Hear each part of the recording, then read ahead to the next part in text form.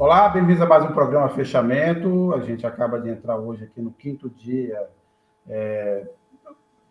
Se é que a gente pode chamar isso de guerra, mas na verdade, depois dos ataques do Hamas, a gente assistiu basicamente uma retaliação do governo de Israel, das Forças Armadas de Israel. Estamos aqui chamando de conflito, de confronto. Esse é o tema também da capa, o Cacá vai mostrar aí, mas a gente vai tentar discutir hoje aqui a partir dos acontecimentos do dia de hoje. Aparentemente, Israel estuda ali uma intervenção terrestre na faixa de Gaza, mobilizou 300 mil reservistas, depois de uma série de ataques por meio de mísseis e tal. É uma incursão um tanto quanto arriscada, delicada, que deve ainda gerar ainda mais mortes e mais sangue, aumentar o banho de sangue, que nessa altura já é muito expressivo. Nós estamos falando aí de quase 2 mil mortos, 1.000 do lado judeu, 900 do lado palestino, quase 8 mil feridos, ainda 50 desaparecidos do lado judeu, não se sabe quantos são do lado palestino. Uma situação aqui muito ainda delicada, e a gente está numa disputa também aqui, obviamente, de visões, de posições sobre isso. A gente teve hoje, por exemplo, à tarde, vazaram um vídeo do embaixador israelense no Brasil, que reclamou da posição brasileira, dizendo que o Brasil foi insensível, faltou sensibilidade ao governo do governo Lula, por não ter, segundo o desejo do embaixador israelense, ter classificado o Hamas como um grupo terrorista. A oposição e obviamente, o bolsonarismo, de forma geral, tem cobrado uma posição mais firme do governo Lula. A gente vai conversar sobre esses temas outros hoje. A gente recebe aqui para ter essa conversa, lembrando que quem está nos assistindo pode enviar perguntas, eu tentarei fazê-las na medida do possível. A gente recebe aqui o Bruno Huberman, que é professor de Relações Internacionais da PUC. Bruno, bem-vindo. Obrigado, Sérgio, obrigado a todo mundo que está aqui presente, a audiência, é um prazer estar aqui com vocês.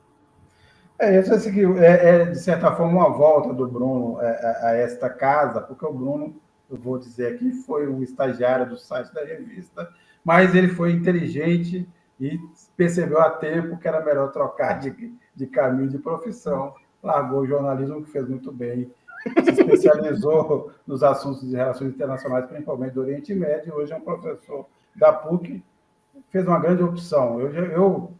E vários estagiários que passaram pela revista falavam, é melhor vocês pensarem em algo melhor para fazer. O Bruno, eu não disse isso para ele, mas ele percebeu. Então, Bruno, bem-vindo. E estamos aqui, nesse momento, com a Fabiola Vasconcelos, que divide esse programa comigo. O Maurício teve um pequeno problema, mas deve aparecer aqui a qualquer momento. Fabiola. Boa noite, Sérgio. Boa noite, professor. Boa noite a todo mundo. Bruno, eu começo justamente por esse ponto da posição brasileira. Lembrando que o Brasil, nesse momento, além de todo o histórico das posições do PT em relação a essa situação ali específica, não de todo o Oriente Médio, mas específico sobre o que acontece ali na faixa de Gaza, é conhecida, mas fora isso, o Brasil também, neste momento, desempenha a função do comando rotativo do Conselho de Segurança da ONU. Então, isso também leva o governo a tentar ali se equilibrar, mas tem sido muito criticado. Mas eu começo por esse ponto, Bruno. Você acha que poderia ter sido diferente a posição do Brasil em relação ao que está se passando nesse momento, nesse conflito? Acho que, em primeiro lugar, em relação a essa denominação do Hamas como organização terrorista, o Brasil não reconhece o Hamas como organização terrorista formalmente, né, diferente dos Estados Unidos e outros países europeus e mesmo Israel, né? Então, eu acho que isso é um primeiro ponto importante de ser realçado, né? O Brasil sempre buscou, ao longo dos anos, né, manter contato com todas as organizações palestinas, né? Pois entendia que isso seria a principal forma da gente conseguia mover o processo político de negociações ali entre Israel e os palestinos, né? O Brasil, nos anos 2000, quando Lula foi o presidente pela primeira vez, né, nos seus 2 primeiros mandatos, buscou se colocar como um mediador da questão Palestina-Israel, né, dentro desse projeto de ambição do Brasil de se tornar grande potência, né, e fazer parte das questões de segurança do Oriente Médio era um passo importante ali na política externa ativa e altiva, né, do Celso Amorim naqueles anos, né. O Brasil acabou, por exemplo, mediando um acordo nuclear com o Irã, né, que não veio a ser ratificado, né, mas o Brasil tentou se esforçou bastante e se tornar um ator relevante ali na região, né. E nesse contexto se aproximou muito, mas principalmente dos israelenses, né. Acho que isso é algo importante ser realçado quando a gente vai pensar na posição brasileira, né, porque o Brasil o Brasil durante os governos do PT, tinha um discurso muito favorável à questão palestina, foi muito mais bem recebido pelos palestinos, por exemplo, quando visitou a Palestina e Israel, né, o Lula foi o primeiro presidente brasileiro a visitar, desde o Dom Pedro II, a Palestina, né, mas materialmente, nas relações econômicas, comerciais, o Brasil foi muito mais próximo de Israel, né? Por exemplo, quando o Lula visitou Israel e Palestina, levou junto, como é de costume, levou junto dezenas de empresários, né? O Shimon Peres, quando visitou o Brasil, teve reuniões com empresários, o Lula liderou o processo, né, junto com a sua base aliada, então o Marcelo Crivella, né, fazia parte da sua base aliada, o acordo de livre comércio entre o Mercosul e Israel, né? E, por exemplo, um acordo de livre comércio entre o Mercosul e a Autoridade Palestina, que foi o de Israel foi votado em 2007, em 2009 foi votado com a Autoridade Palestina, nunca foi ratificado, né? Mas esse acordo de livre comércio com Israel fez com que as relações comerciais do Brasil crescessem muito, mudassem de patamar, né? E foi no contexto do Brasil de realizar mega eventos internacionais, então o Brasil importou muitos metralhadoras, fuzis, softwares de vigilância e blindados, né? Por exemplo, o vice-presidente, quando era governador do estado de São Paulo, ele importou os blindados, são utilizados agora pela PM de São Paulo, né? Então, eu acho que o Brasil, agora, nesse contexto, ele não está buscando ter o mesmo tipo de atuação que ele teve, por enquanto, né, nos primeiros governos Lula, né? A gente tem visto o Brasil priorizar outros temas na sua agenda internacional, né, em relação a conflitos, a questão da Rússia-Ucrânia, a questão ambiental, né, a questão do desenvolvimento econômico, né, tem sido prioridades na agenda externa brasileira e do Lula, né, nesses primeiros meses do seu terceiro mandato. A questão Palestina-Israel até então não tinha aparecido, né, não tinha sido uma prioridade, né, e aparece agora pela primeira vez, e eu acho que bem condizente com o histórico que o Brasil historicamente desempenha desde 67, né, que é a defesa dos 2 estados, contra a violência e tudo mais, e a questão do Hamas sempre foi delicada, né? Em 2014, vocês devem lembrar, né, quando a Dilma era presidente, o Marco Aurélio Garcia era o assessor internacional da presidência, a posição de crítica aos ataques a Gaza em 2014 foi bastante retalhada pelos israelenses, né? O diplomata israelense chamou o Brasil de anão diplomático, o Marco Aurélio retrucou chamando de sub,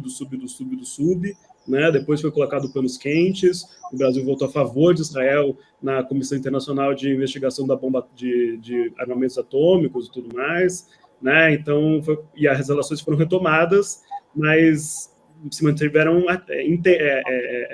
tensas. Teve a recusa da nomeação do embaixador Dani Dayan depois, e isso fez com que a questão Israel-Palestina se tornasse uma questão interna aqui para o Brasil.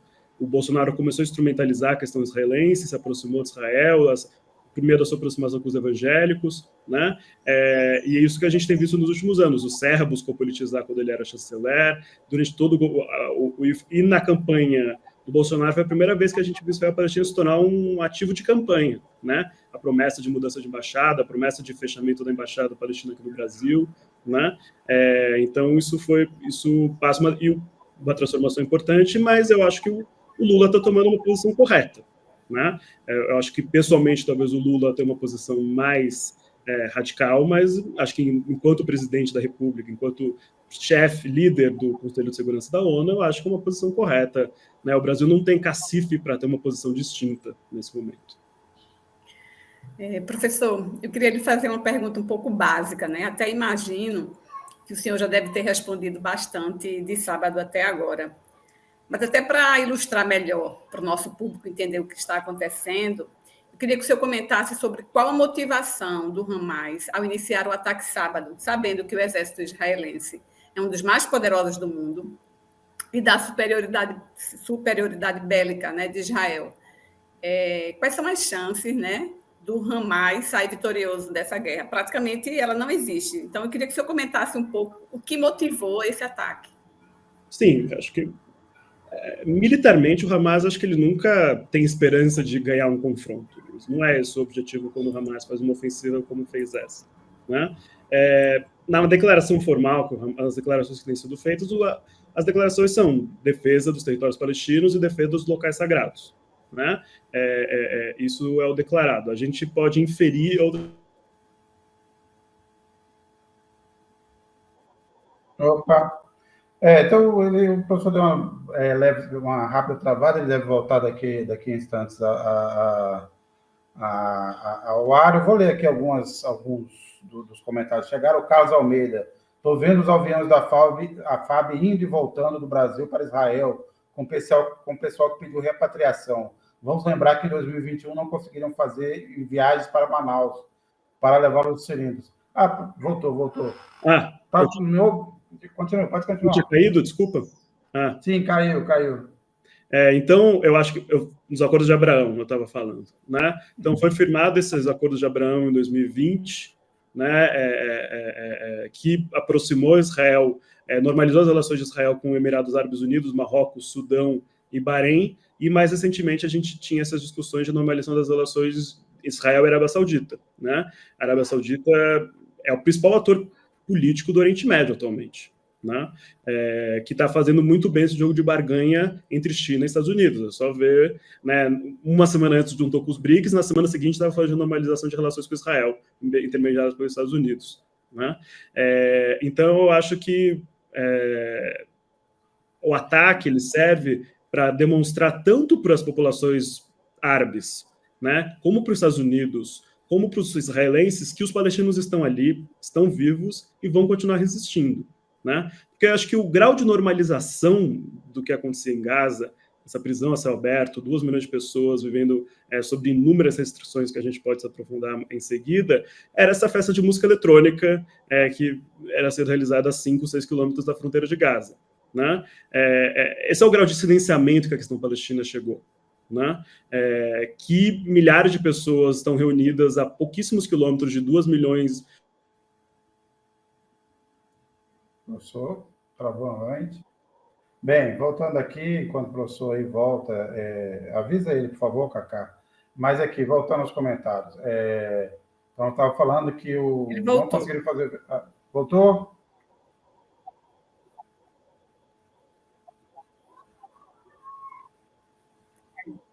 Né? Esse é o grau de normalização que chegou à situação, né? E acho que o objetivo do Hamas era mostrar, nós estamos aqui, né? E não vamos tolerar que a nossa situação seja normalizada. E sempre foi esse o sentido das revoltas palestinas, né? Em 87 foi o sentido da revolta da primeira intifada, nos anos 2000 para revelar a fraude do processo de Oslo, né? Eu acho que essa revolta, né, tinha esse objetivo de chamar atenção para a questão palestina novamente, né? Mas o ponto... Agora, Bruno, um ponto aqui. A primeira reação ocidental, quando falo ocidental, falo aqui de Europa e Estados Unidos, foi um apoio maciço às vítimas judaicas e tal. E aí você pode até comentar, mas aparentemente todo esse clima, esse renascimento de um certo clima de Guerra Fria no mundo, agravado pela guerra da Ucrânia, tem levado os países, principalmente a Europa e os Estados Unidos, a fazer um alinhamento muito mais automático do que seria com Israel, num caso como esse, não especificamente os Estados Unidos e a Europa. Mas essa reação sempre desproporcional de Israel parece ter criado já alguma fissura. Há um embate de Israel, por exemplo, nesse momento com a ONU, que acusa Israel também de cometer crimes de guerra, também acusa o Hamas, mas acusa o Israel de cometer crimes de guerra. Dentro da Europa houve um racha sobre a proposta de não de cortar o apoio financeiro à Palestina, mas a pergunta que eu faço é a seguinte: essa reação um pouco incipiente, o professor caiu novamente, Cacá? Tá. Bem, é que a gente ia conversar um pouco aqui. Eu vou voltar, então, a ler aqui alguns comentários, enquanto o professor volta. O Marcos Matos. O Lula, com questionamentos quanto à ONU, pode mudar alguma coisa na própria ONU? Acho difícil. Mas, Bruno, você entendeu de forma geral? Assim, eu vou concluir, mas você estava... O que eu queria perguntar é o seguinte, caiu novamente? Olá. Desculpa, gente. A internet está meio ruim aqui, mas estou de volta. Tá. Você conseguiu me ouvir? Estava falando da fissura da ONU entre os países ocidentais. Eu pergunto o seguinte: se essa incipiente reação, de alguma forma, teria a força de inibir essa intenção de Israel de fazer uma incursão por terra, militar por terra em Gaza, e se não for capaz de impedir, qual seria a consequência e o que pode se esperar da escalada desse conflito? Eu não vejo nada inibindo Israel nesse momento. Eu não, o Biden reafirmou esse alinhamento, né?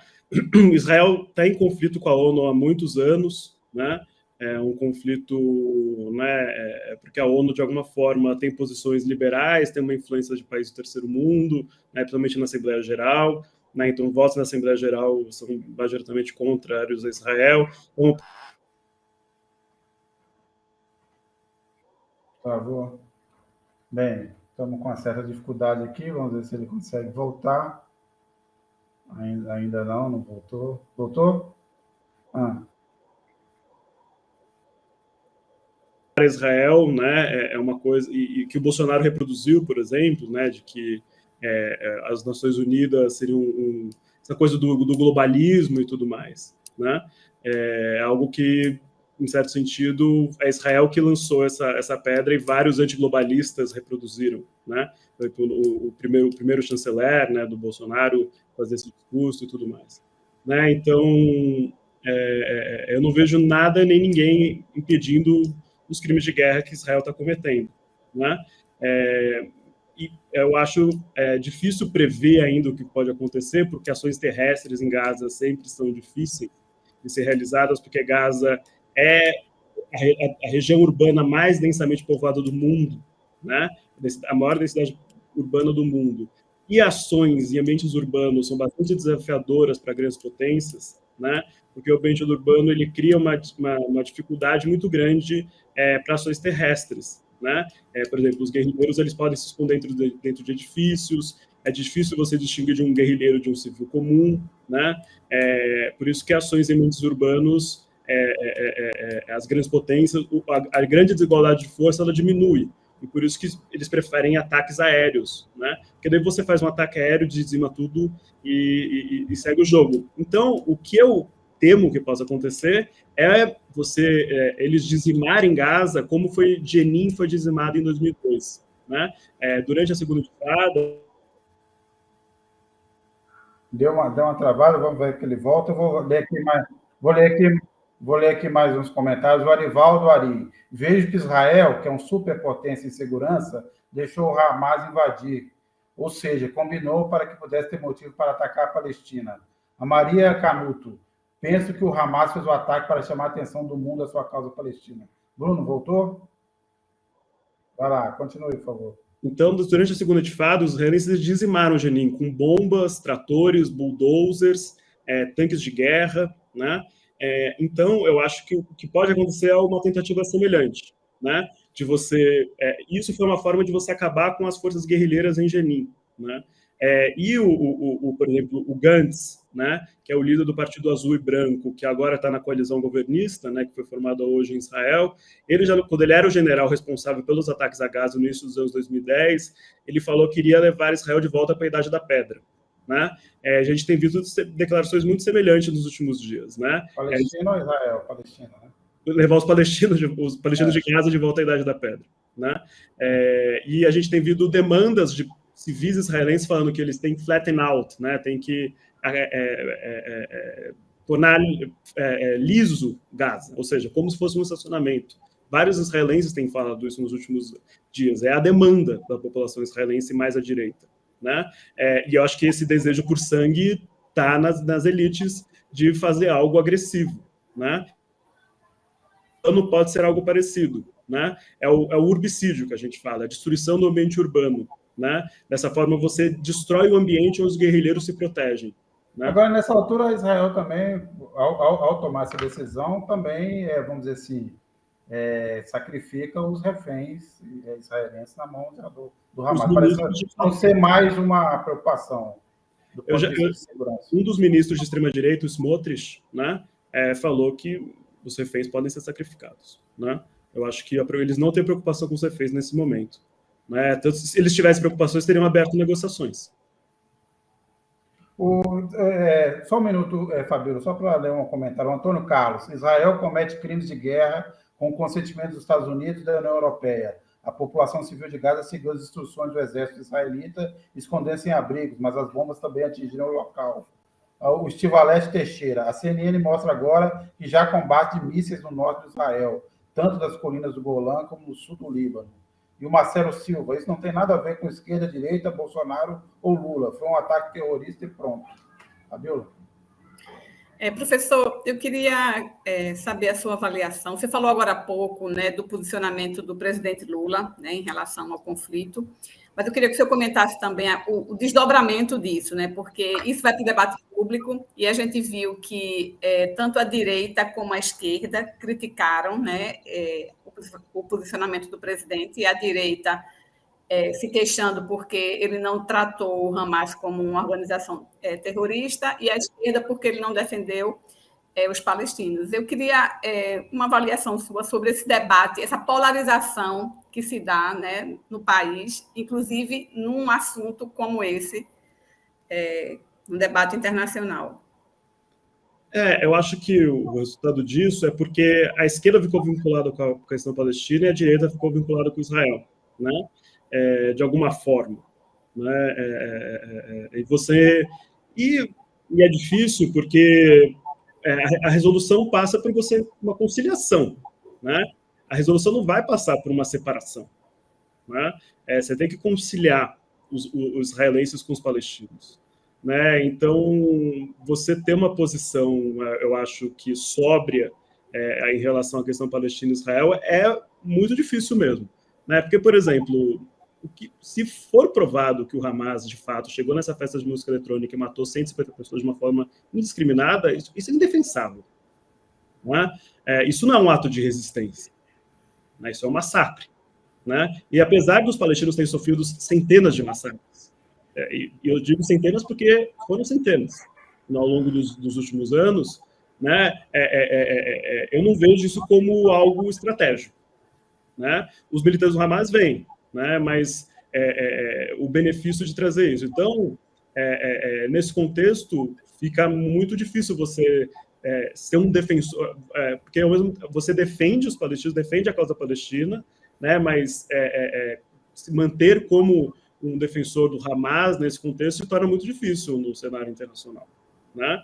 Porque o Hamas fez certas decisões na sua ofensiva militar, né, que são bastante difíceis de se defender, em certo sentido, né? Então, defender a causa palestina se tornou um desafio ainda maior, né? Só vem enxurrada de críticas que, por exemplo, o Guilherme Boulos tem sofrido nos últimos dias, né? Por ter uma posição um pouco mais em favor dos palestinos. Um assessor, por exemplo, que estava comandando o seu plano de saúde saiu, né?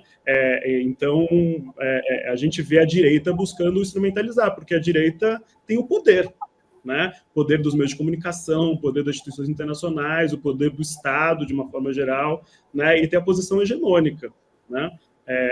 Então, isso é muito favorável para eles, que eles tenham, acho que, operacionalizado isso muito bem, né? Agora, professor, há essa discussão sobre quem teria apoiado o Hamas. O Irã nega. O senhor acha que é possível que o Irã tenha dado recursos e e treinamento, e tanto quanto o Hezbollah também ter dado algum apoio mais significativo a esta ação do Hamas? Por enquanto, a gente não teve nenhum indício disso, né? Acho que o Hamas é bastante capaz, né, de ter desenvolvido e operacionalizado essa ação, né? Porque, né, Sérgio, essas imagens, por exemplo...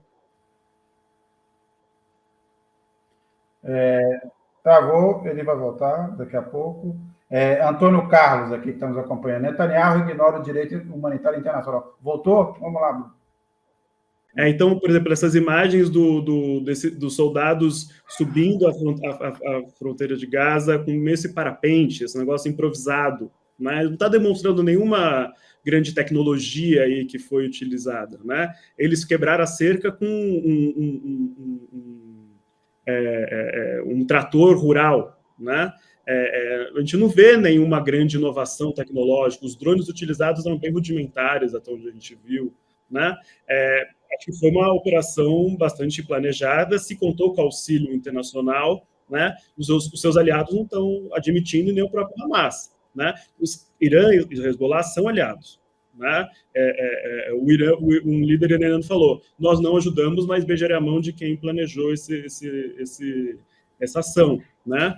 O Hezbollah está rolando um conflito ali no norte, né? Meio em solidariedade. Mas a gente não vê que foi uma ação coordenada com o Hezbollah, né? Não teve um ataque. Se fosse uma ação coordenada, teria um ataque do Hezbollah no norte, né? Como foi, por exemplo, em 73, quando o Egito e Síria coordenaram um ataque, né? E construíram uma vulnerabilidade para Israel que nunca tinha sido construído. Acho que Hamas e Hezbollah conseguiriam fazer isso, né? Mas não fizeram. Então, acho que isso demonstra que não houve uma coordenação, né? Porque acho que se houvesse coordenação, a chance disso ter vazado seria ainda maior, né? Então, acho que isso não ter vazado, um ataque desse tamanho, né, acho que revela como isso foi feito num grupo muito pequeno de pessoas, né? A inteligência egípcia aparentemente sacou algo, né? E denunciou para o Netanyahu. Inclusive, o Netanyahu ignorou, ou não soube a sua inteligência captar de onde estaria vindo esse ataque. Achou que era da Cisjordânia, não de Gaza, né? Então, eu não vejo os aliados terem envolvimento direto nisso daí. Por enquanto, a gente não tem nenhum sinal disso. Professor, você falou agora do Irã, e aí eu queria pegar o gancho para lhe ouvir em relação se isso poderia ter algum desdobramento também, poderia ter alguma repercussão na guerra, né, da Rússia com a Ucrânia, né? Já que Israel, né, tem o apoio dos Estados Unidos, assim como a Ucrânia. Então, queria lhe ouvir se essas duas guerras podem desencadear conflitos de dimensão ainda mais global. Eu acho que a consequência mais direta é fazer o custo de munições e armas e demais tecnologias militares mais alto no mundo, né? Que a demanda por armas e bomba deve estar crescendo muito, né? Em todo o mundo. Ou seja, quem está ganhando é quem produz arma, né? Então, acho que esse é o benefício, né?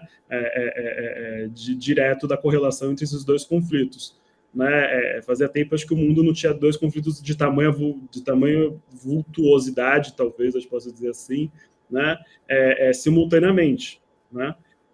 Então, acho que a correlação maior é essa, e eu acho que outra correlação talvez seja a população interna americana estar insatisfeita com a política que está no seu país, embora a guerra em Israel seja muito mais popular do que a guerra na Ucrânia, né? O envolvimento americano em Israel é muito mais popular. Né? Então, talvez o Biden direcione seus esforços para Israel para conseguir o apoio, porque apoiar Israel é algo que assegura sempre muitos votos e tudo mais. Né? É um voto disputado entre republicanos e democratas. O voto historicamente é mais judaico, o voto judaico é mais democrata do que republicano, mas vinha se tornando cada vez mais republicano nas últimas eleições. Né? Então, enfim, o caminho para ir um pouco esse. A Cris K. Terrorismo é o que Israel faz com Gaza há décadas. Conseguiram a desculpa que o governo israelense queria para um genocídio.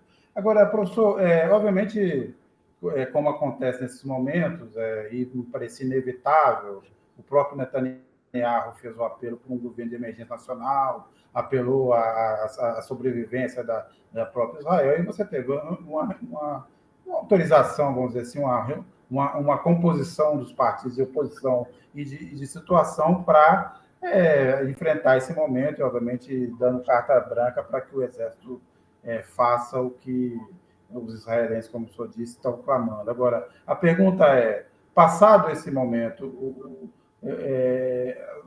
você acha que o governo Netanyahu sai fortalecido, ou seja, vai conseguir superar toda aquela discussão interna, o incômodo com a reforma do judiciário, com a aliança com a extrema-direita, com a ocupação da Cisjordânia, que inclusive tem muito a ver também com esses ataques do Hamas, ou ele vai ser depois colocado na berlinda, inclusive por conta das falhas de segurança nesse episódio? Eu acho que ele já está na berlinda, né? Eu acho que ele só está se segurando porque está liderando um governo agora de coalizão nacional para mover essa guerra, né? Enquanto, né, essa ofensiva israelense for adiante, ele vai se segurar, mas acho que a partir do momento que a ofensiva diminuir, ou que o apoio popular a uma ofensiva militar, né, diminuir, ele cai, né? Porque é só ver os editoriais do jornal Haaretz, os artigos de opinião. Haaretz é o principal jornal mais à esquerda em Israel, né? mais liberal, a gente pode dizer assim, né? E eles estão pedindo abertamente a saída do Netanyahu, estão responsabilizando diretamente o Netanyahu pelo que aconteceu, né? Então, acho que isso é muito revelador dessa posição, porque o Haaretz é o que representa, né, de uma forma mais abrangente, esse setor dessa população mais liberal, que vinha se posicionando contrário ao Netanyahu, né?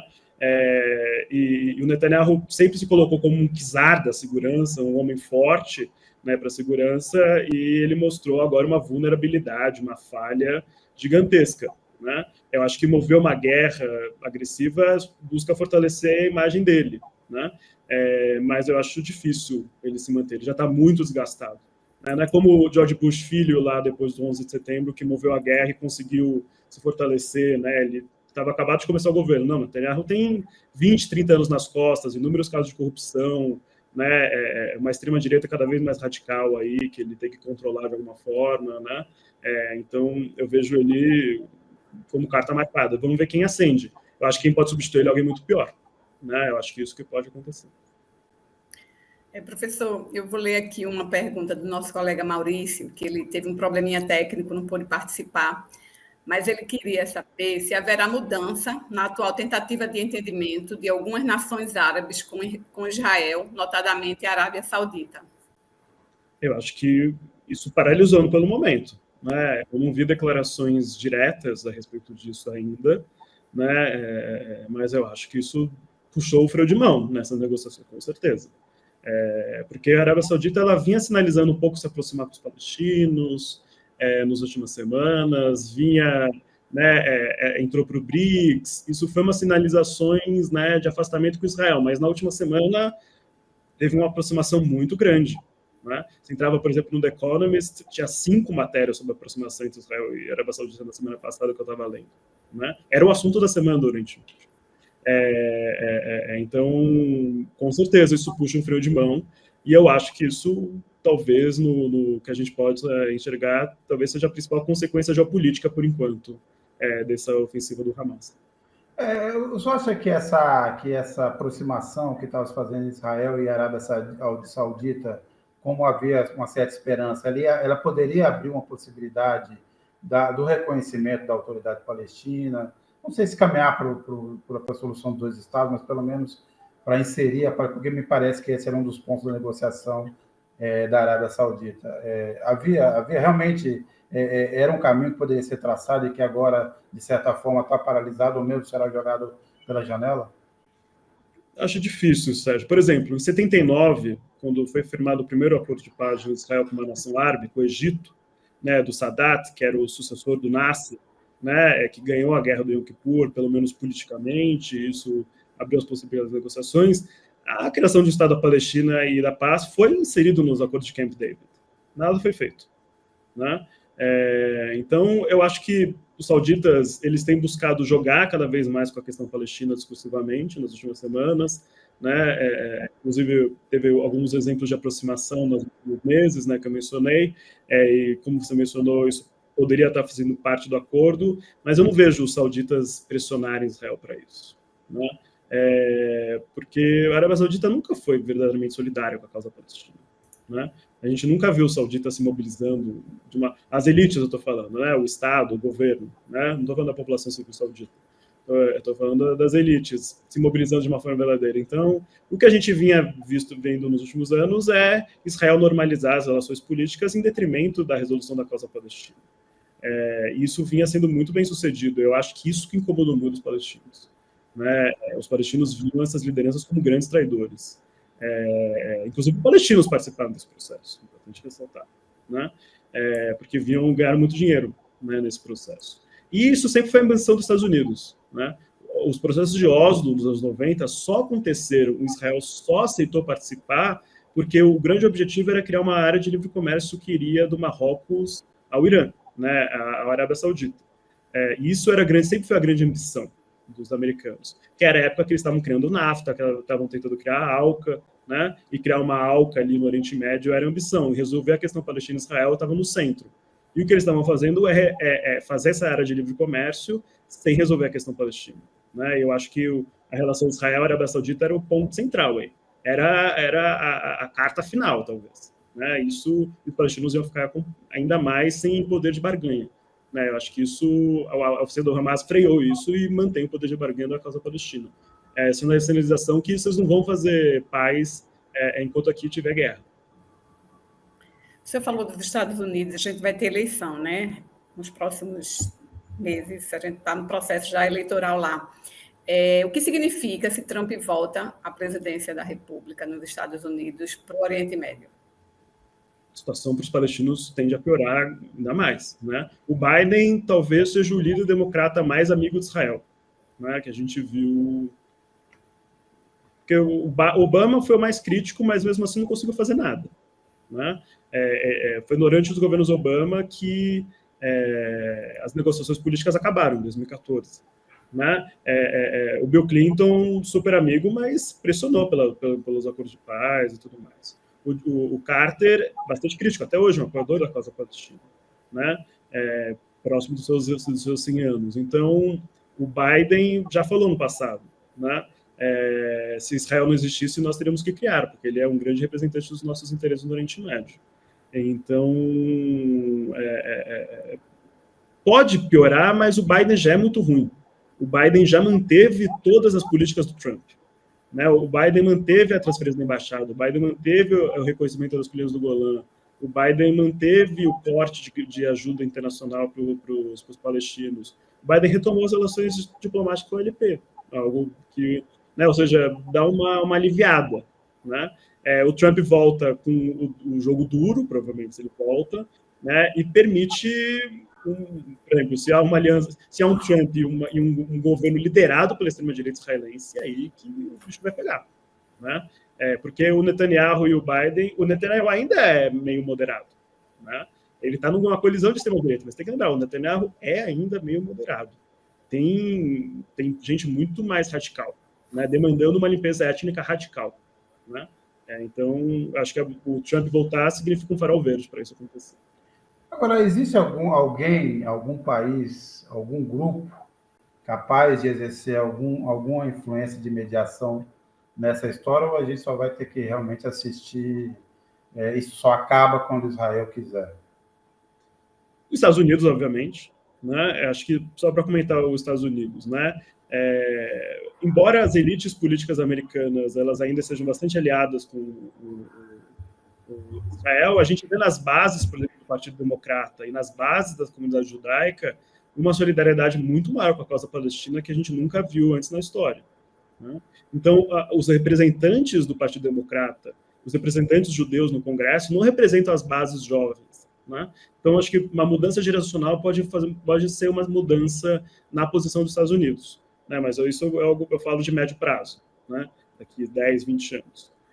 A China, né? Acho que a sua pergunta sinaliza para a China, né, Sérgio? E a China tem demonstrado o interesse em participar do jogo do geopolítico do Oriente Médio, fez esses acordos de paz entre o Irã e a Arábia Saudita no começo do ano, que foi bastante surpreendente, e mudou a geopolítica do Oriente Médio, né? Possibilitou a entrada dos dois no BRICS, né? Fortaleceu o BRICS nesse sentido, né?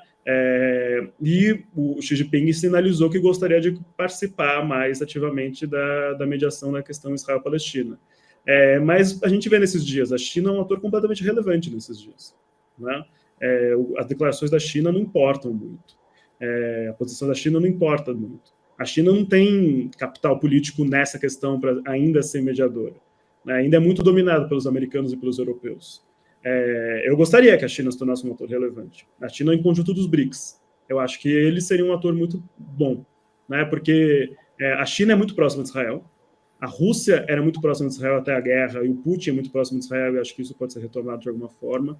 A Índia é muito próxima de Israel, né? E o Brasil é muito próximo de Israel. Dos BRICS originais, somente a África do Sul, né? Porque é um regime anti-apartheid atualmente, né? Um governo anti-apartheid.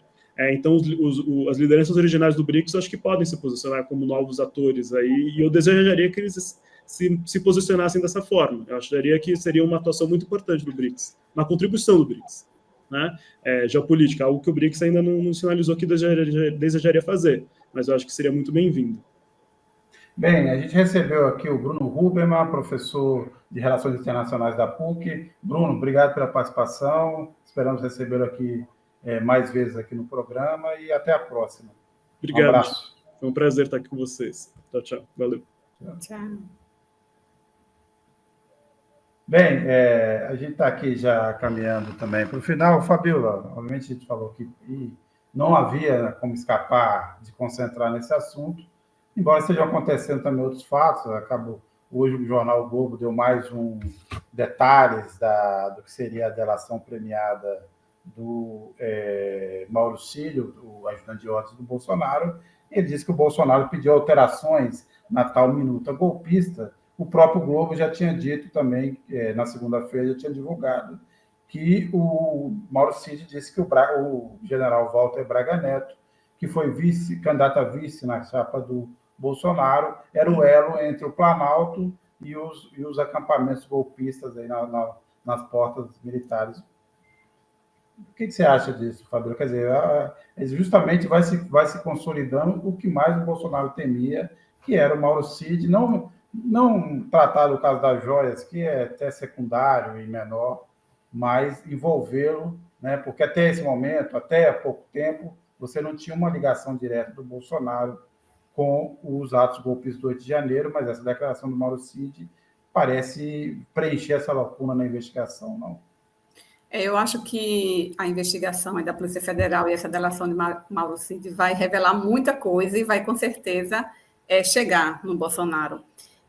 O Braga Neto, inclusive, o que foi divulgado também, é que ele recebia, durante a campanha, algumas pessoas, tem imagens de algumas pessoas que estavam lá à frente do acampamento, frequentando, durante a campanha, o comitê de Bolsonaro, e quem recebia era Braga Neto. Então, Braga Neto, me parece, que é uma das pessoas que comandava, né, que coordenava aqueles acampamentos ali, ao ponto, né, daquela declaração que já foi muito divulgada, dele dizer, não desistam, alguma coisa está para vir, vai acontecer. Então, ele era a pessoa que alimentava, né, ele era o mentor ali, que alimentava aquele grupo que estava acampado nos quartéis. Então, assim, eu acho que...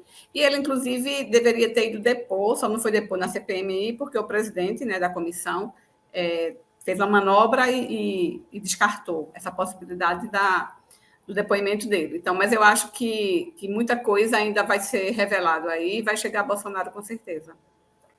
Vamos esperar aí os próximos acontecimentos, mas é o que eu dizia. Que ao contrário do Trump, no caso do Capitólio, onde você tem, e não só no caso do Capitólio, mas na tentativa de interferir nas eleições, há gravações, há depoimentos, e há, inclusive, tweets do Trump, não só incitando a invasão do Capitólio, mas tentando ganhar uns votos, principalmente lá na Geórgia, para reverter a eleição.